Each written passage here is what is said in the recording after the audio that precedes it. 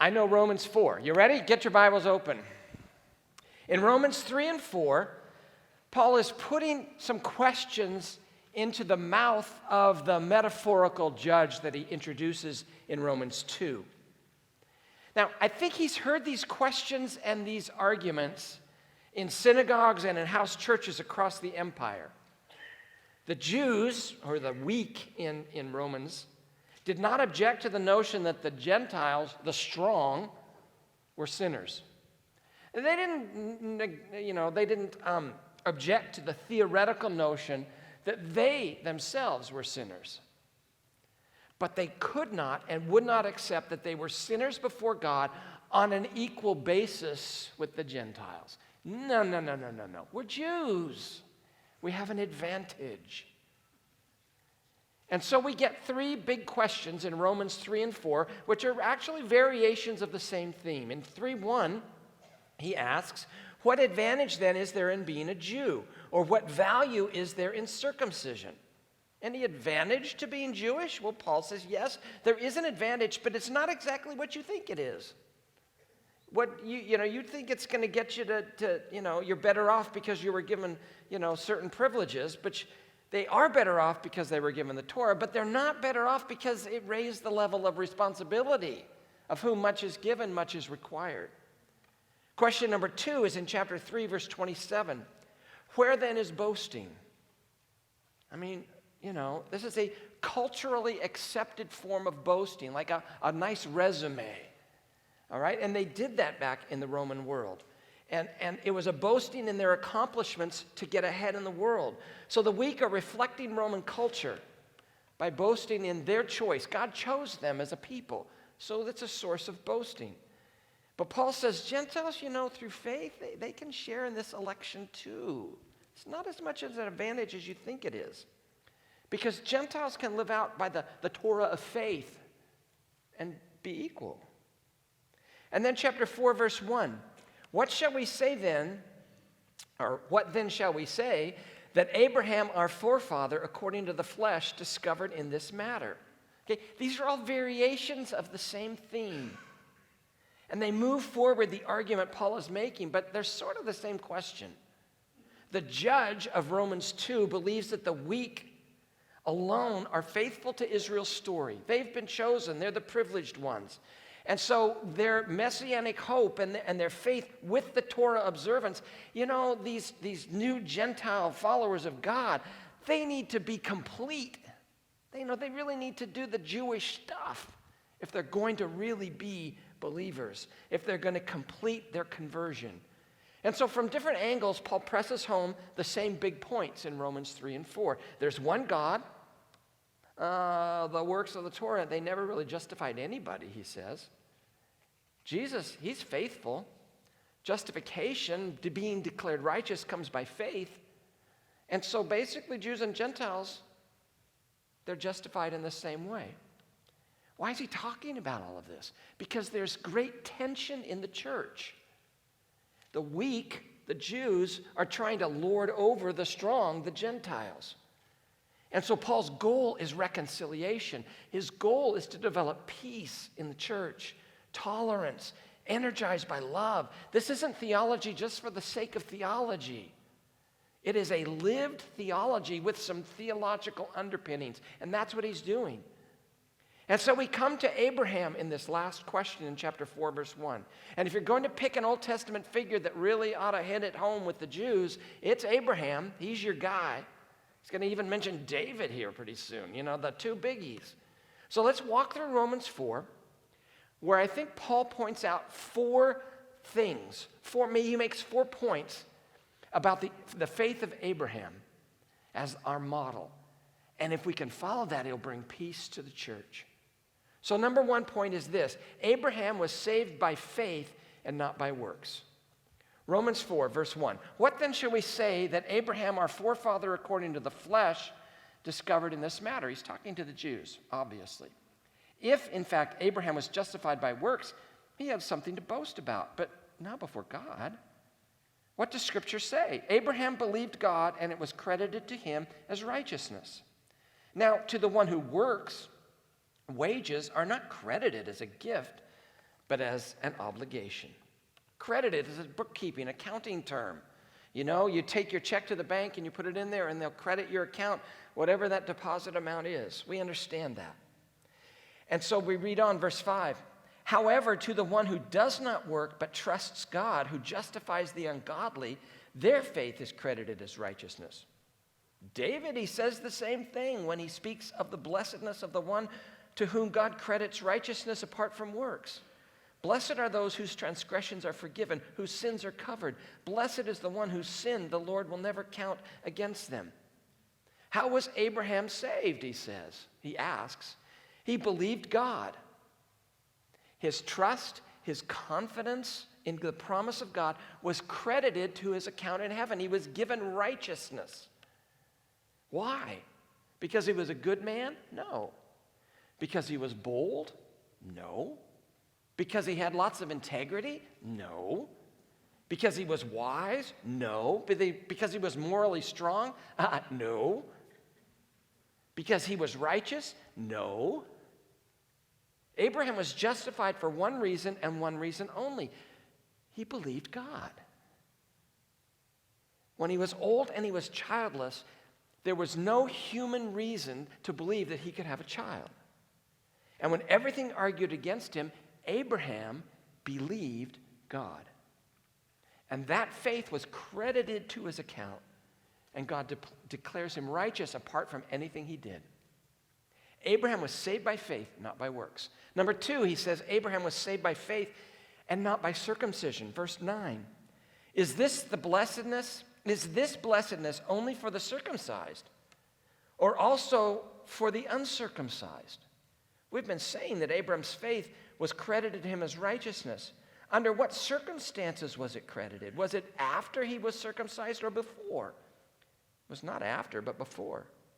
And he received circumcision as a sign, a seal of the righteousness that he had by faith while he was still uncircumcised.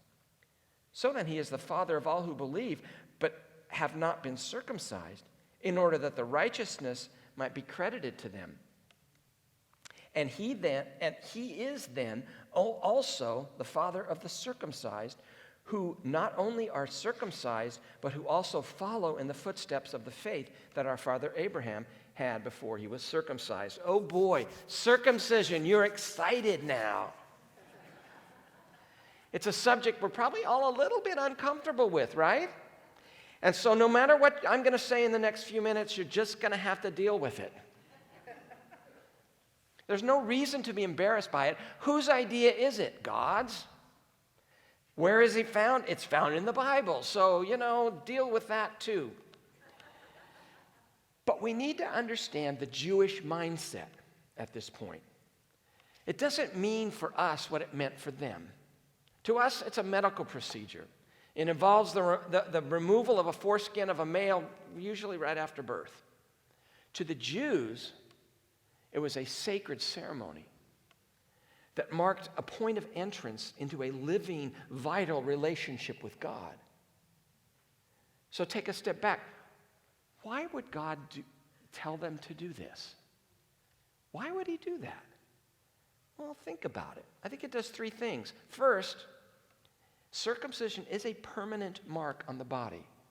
You cannot put it back after it's been removed. And once it's been done, the act will mark a man forever. So it's a permanent reminder of a sacred relationship to God. Number 2, circumcision served as a private reminder to a man.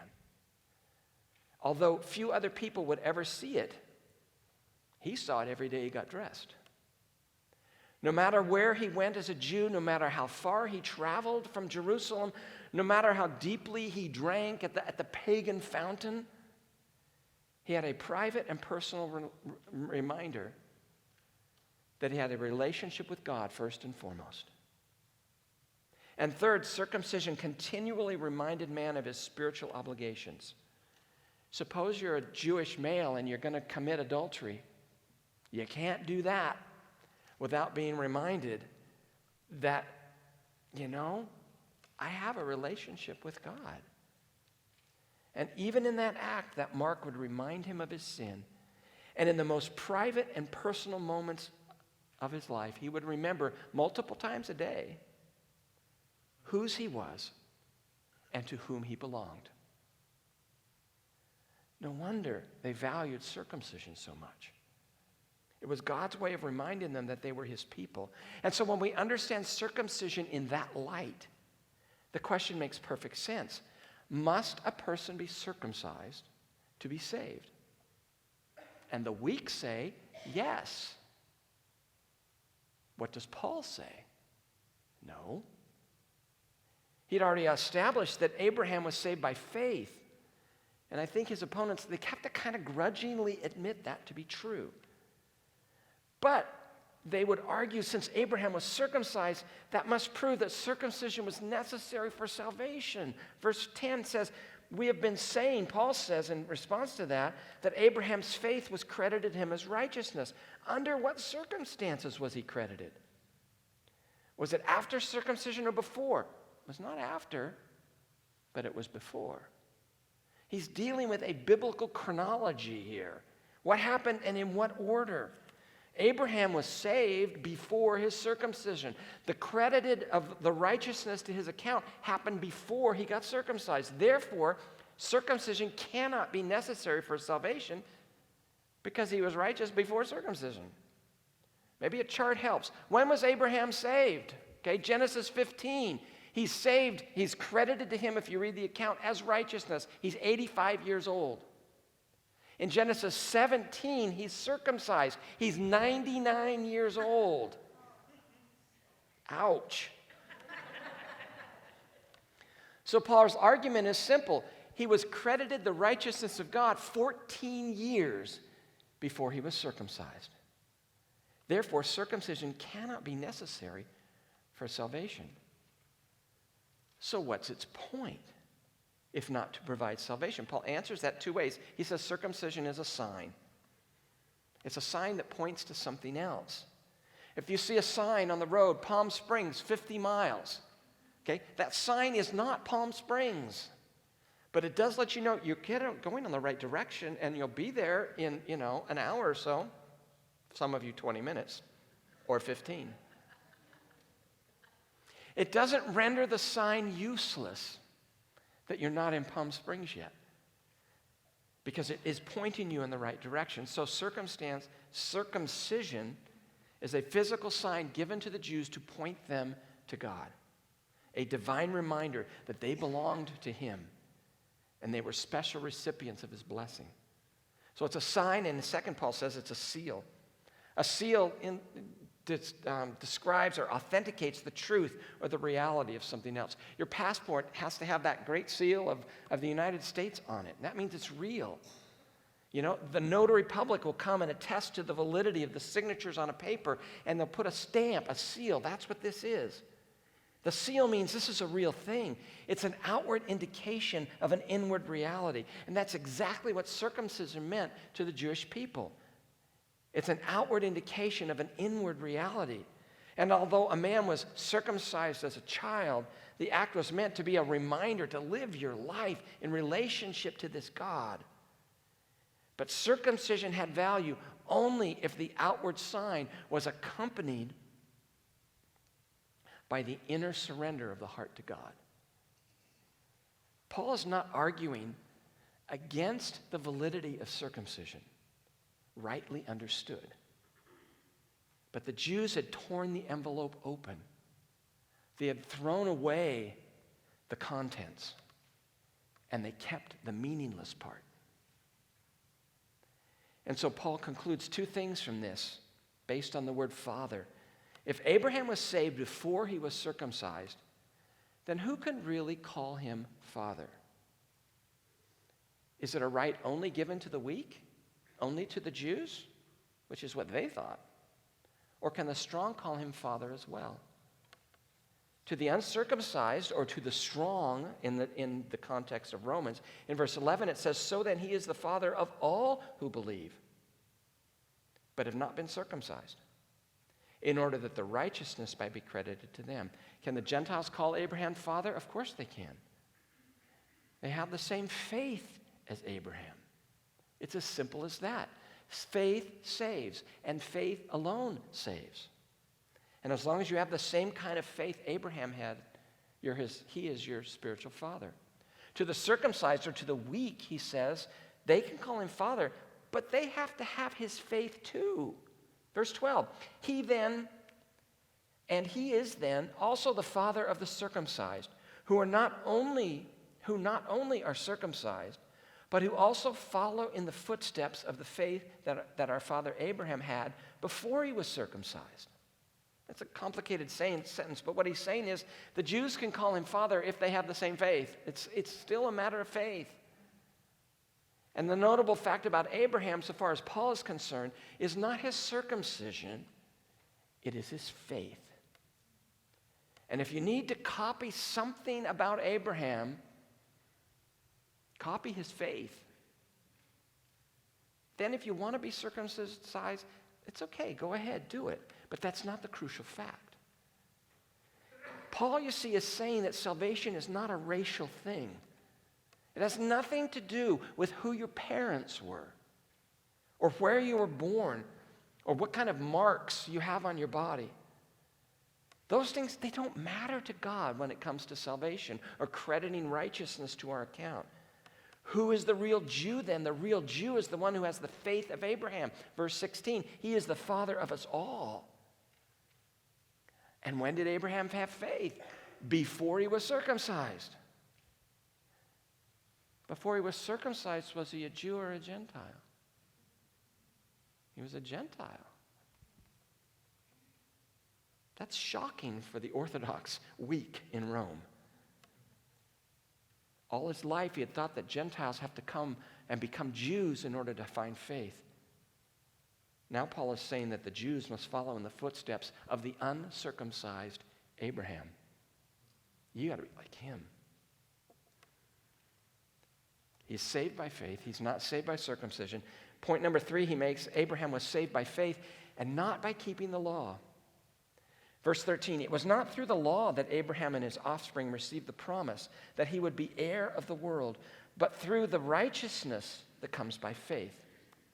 Now, Paul is thinking about the special promise God gave to Abraham. It included what? Land, seed, children, and a blessing. And you got these 3 promises. He's thinking about that. And that was given to Abraham when? Like 500 years before the law. Don't mix those 2 things up. God gave his promise, and it had nothing to do with what God promised and told and instructed Moses 500 years later. They're 2 separate events. There's a promise and there's a law. Don't confuse the 2. The promise came to Abraham not by keeping the law, but through righteousness that comes by faith. And that promise came despite Abraham's faults and his frailties, and he had many. Number 4, Abraham is our model for faith. Now he does a deep dive. He wants to analyze this faith of Abraham. If faith is so important, what does it look like? This faith which saved. Let's read the whole text. Verse 18. Against all hope, Abraham in hope believed and so became the father of many nations. Just as it has been said to him, so shall your offspring be. Without weakening in his faith, he faced the fact that his body was as good as dead, since he was about 100 years old, and that Sarah's womb was also dead. Yet he did not waver through unbelief regarding the promise of God, but was strengthened in his faith and gave glory to God, being fully persuaded that God had the power to do what he had promised. This is why it was credited to him for righteousness. We're going to analyze his faith, and then we're going to apply it to our lives. What does true faith look like? What does faith credited to righteousness, as righteousness, look like? Number 1, faith has to be in the promise of God. What was the promise that Abraham believed? Verse 18 said it was the promise that he would be the father of many nations. This had to have seemed incredible to a 75-year-old man, which is his age at that point, with no children. 75 is a little late to be starting a family. Don't ask me, I don't know yet. I'm quite a bit younger than that. But I'll tell you this, at whatever age I am, I don't want to start a family now either. The promise was clearly impossible. It was a pipe dream. It was vain. It was wishful thinking, nothing else. But somehow Abraham found it within himself to believe God. Verse 18 says how he did it. He believed against all hope. Against the idea there is no human reasoning that can make this happen. Hoping even when all else was lost. And that's actually the only way Abraham could have kept on believing for all those years, 75 to 100. He was God-centered. He wasn't man-centered. He had a vertical focus, not a horizontal focus. Because as long as he looked at his circumstances, he could find a lot of reasons why this was just not going to happen. I'm too old. She's too old. Well, nothing like this has ever happened before. We've tried to have a baby for years. It hasn't happened. Our friends think we're nuts. The only thing he had was to do what? Believe the promise of God. That's faith. Second thing, faith is based on the raw word of God and nothing more. It's where faith takes and meets the acid test. Are you willing to believe God even though your outward circumstances argue against it? Abraham was. Where was he going to find any encouragement? From his friends? No. From his wife? She thought it was a cruel joke. Well, surely his dad was going to support him. Dad's dead. His nephew Lot? No. Lot's down in Sodom and Gomorrah having a good time when this is all happening. While Abraham is grappling with the promise of God, Lot's down playing around. So where is he going to get encouragement? I don't think he's going to get encouragement from any person, living or dead. He had no one to encourage him. So how did he find the strength to go on? We've been there. We are there. I think of 1 Samuel 30. But David found strength in the Lord his God. That's what Abraham did. When everything argued against it, Abraham found his strength in God. Here's a marvelous principle of the spiritual life. God wants to bring you to the place where our trust will be in God and God alone. And how does he bring us there? By removing all crutches. By removing all human supports sometimes. And from time to time, we find ourselves in a position where nobody but God can help. And in that moment, we tend to panic, which is unfortunate because when we get to that place, we need to realize that God and God alone can help us out. And we're excellent candidates in that moment for the presence of God, for the miracle of God. Faith has to be based on the raw promise of the Word of God and nothing more. Third observation, as he analyzes Abraham's faith, is that faith remains in the face of impossible circumstances. Here's the heart of the matter. Abraham believed in spite of what it looked like. Verse 19. Without weakening in faith, he faced the fact that his body was as good as dead, since he was about 100 years old, and that Sarah's womb was also dead. By the loved one, he says, he faced the fact. You see, in every crisis in your life, you need to face the fact. You cannot run from reality. If it's cancer, you face the fact. If it's a divorce, you face the fact. If you lose your job, then you face the fact. You can run and hide, stick your head in the sand, but it will not do you any good. Faith doesn't avoid the facts. It faces them, and it reacts to them based on the Word of God. Faith doesn't say, this isn't happening to me. That's not faith, that's fantasy. Faith believes that beyond the crisis, a better day is waiting. Faith believes that there is more than meets the eye. Faith sees things that are invisible to the naked eye. And Abraham faced two unavoidable facts. My body's dead in that regard, and Sarah's body's dead in that regard. And on both sides of the equation, it is impossible. And on a human level, he's too old. Period. End of discussion. Case closed.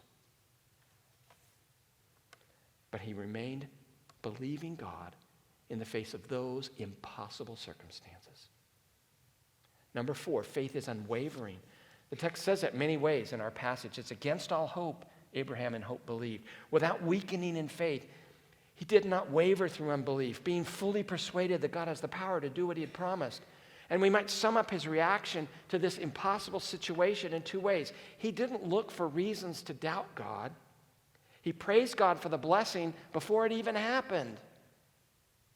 So many of us, we fail it right there. When a crisis comes on, we're looking for reasons and excuses not to believe God. And that inner pessimism, it comes out in a moment of difficulty. Some of us go right to, there ain't no way God's ever going to take care of me. He can't do it. How much better to begin by praising God for his answers before they even come, which is what Abraham did. So you say, well, did Abraham ever doubt? Well, of course he did. Genesis 17 says when he heard the news, he laughed. He fell on the ground. It's like, this is ridiculous. Sarah did the same thing. It seemed like a cruel cosmic joke on 2 old people to make them look foolish. But Abraham had his doubts. It's natural. Who wouldn't? He was a man. He's not some plastic figure who's always doing the right thing. He had his doubts, but he didn't dwell on them, which is why we're talking about him today. He had his doubts, but doubting isn't sin. It's what you do with your doubts that makes a difference. And you either fight through them or you give in to them. It's that simple. And faith is always a struggle. It's always a battle. It's always a conflict within us. Because if faith were easy to come by, it wouldn't be faith. And the point is, Abraham doubted and he wondered what God was up to, but he never gave up. He clung to God through it all. 5th observation about his faith, faith acts. A-C-T-S, faith, it's there. Faith acts. Verse 20, yet he did not waver through unbelief regarding the promise of God, but was strengthened in his faith and gave glory to God, being fully persuaded that God had power to do what he had promised. The climax of the story, he believed God to the point of action. Want me to prove that? I think the proof of that is Genesis 17, where before there's anything going on, God says, I want to change your name. I'm going to change it from Abram, which means exalted father. I'm going to change your name to Abraham, which means father of nations. And he let him do it. He hadn't had a kid yet. He's 70, not going to have one for a long time. That in itself is kind of a cruel joke that God calls him father of nations. Ishmael's not born till he's 86. But now his name is Abraham. But note the chronology. He doesn't change his name after Isaac was born, but before Isaac was ever even conceived. He changed his name while his body was still dead and Sarah's womb was still closed. He said, I'm about to become a father of many nations, so that's what I'll call myself. That's faith. If his friends thought he was crazy before, now he is certifiable. His faith moved him to action. Faith isn't 100% certainty. Faith means we see the promise, we understand the problems, and then we decide to act on the promise before we've seen it fulfilled. Faith acts. It doesn't wait. It takes that proverbial leap in the dark. And if God's not there, you'll be in a fast ride to the rocks below. If he is there, you'll be okay. But you'll never know until you jump. You'll have to tell Andrew, I used a visual aid today. Can you identify this? It's a bagel. Very good. The humble bagel is one of God's wonderful creations. You make it by, you dip the batter into some boiling water, and then you cook it. You can get these in almost any flavor these days, right? You can get them in onion, garlic, poppy seed, trendy flavors. You can get the cinnamon, the raisins, the whatever, jalapeno, chocolate chip. They are a unique Jewish creation. They actually came out of Poland in the 1600s. They have the first mention of them. And you will find them where? Everywhere in the world. Why? Because there are Jews everywhere in the world. Where do they come from? You'll say, well, the Jews come from Israel, right? Well, yeah, that's true. But before that, where did they come from? The same Abraham that we're talking about this morning. 4,000 years ago, God made a promise to a very old man with a very old wife. And he promised to give him a son, and through that son to bring a great nation of people. And the first Jewish father was Abraham, the first Jewish mother was Sarah. There are today approximately 15 million Jews in the world. All of them ultimately descended from that one old man and that one old woman. And the bagel is a symbol of the faithfulness of God. Despite the pogroms, despite the Holocaust, the Jews are still everywhere. After all the attempts to destroy them, they're still making bagels for the world. Which leads me to ask a simple question. Where is God stretching your faith today? Where would it be easier for you to doubt God than to believe him?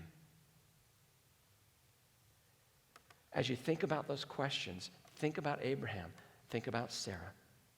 God put them in the Bible for at least a couple of reasons, so that we will know that God is always faithful to keep his promises, so that we will never stop believing, even though we have to wait a long time to experience the answers to our prayers. Paul wraps up this story of Abraham's faith by applying it directly to the house churches in Rome and to us. The application of Abraham's faith. What does that faith mean to us? The story of Abraham isn't just for him. It's not simply an ancient account of how God used to work. It's the story written in the Bible for our instruction, because the God of Abraham is our God too. And the particular application Paul stresses has to do with the way of salvation. Verse 24, we have the Christian gospel really in its most compact form. He talks about the application is our way of salvation. Verse 23, the words, it was credited to him, were written not for him alone, but also for us, to whom God will credit righteousness. For us who believe in him who raised Jesus our Lord from the dead.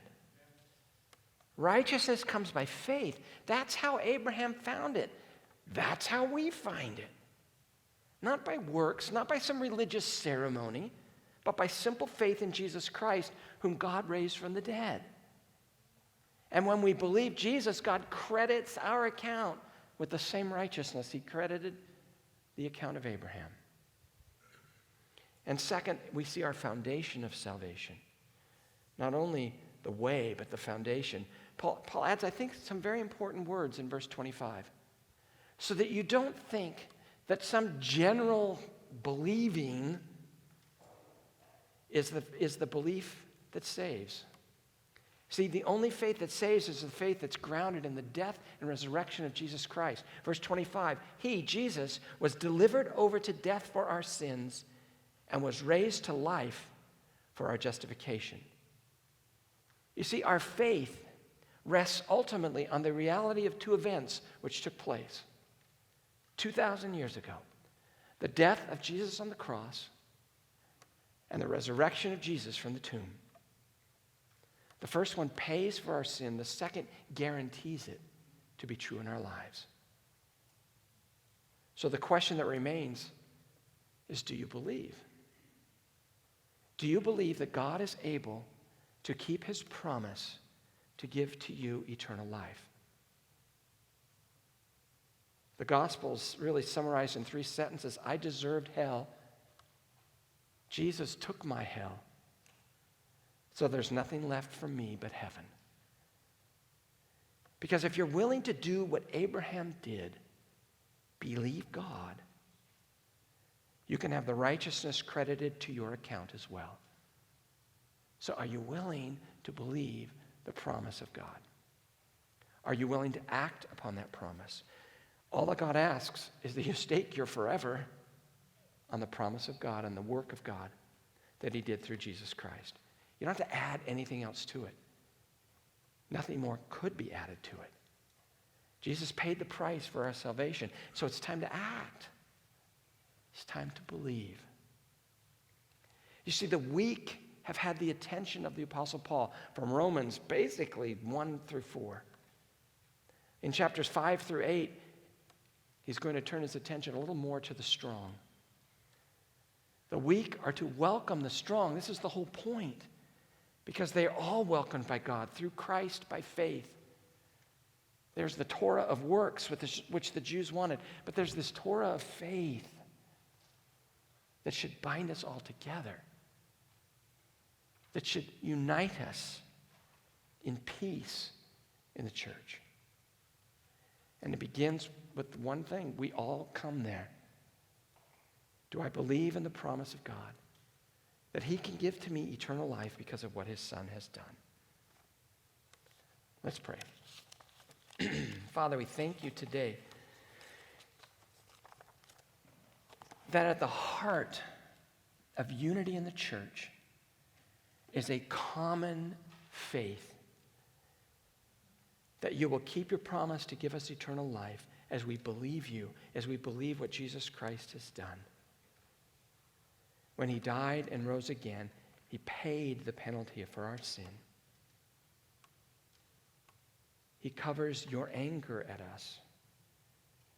And as we believe, we are credited to our account the righteousness of Jesus Christ. And if that's true, and if we are there, then we should have unity in the church no matter what. Because that binds us together in perfect peace and a common faith and direction. And as right now a lot of people are facing challenges in life, help us to have the faith of Abraham, to believe you, in spite of how dark it gets and how lonely and afraid we can become, that we will build our lives on the promises of God, and we will have hope in you. In Jesus' name.